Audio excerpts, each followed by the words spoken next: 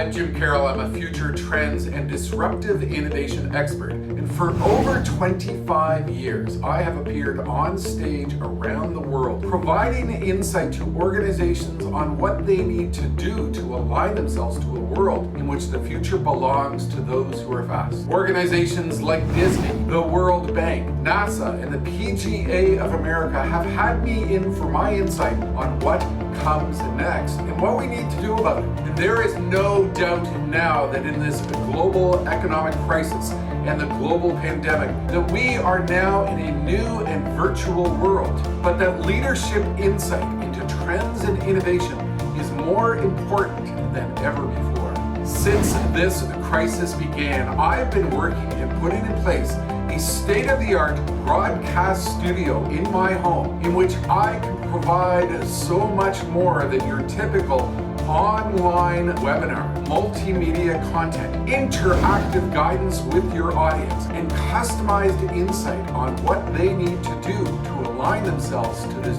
new and complex future. Let's take a look at some of the work that I've already been doing in my home broadcast studio.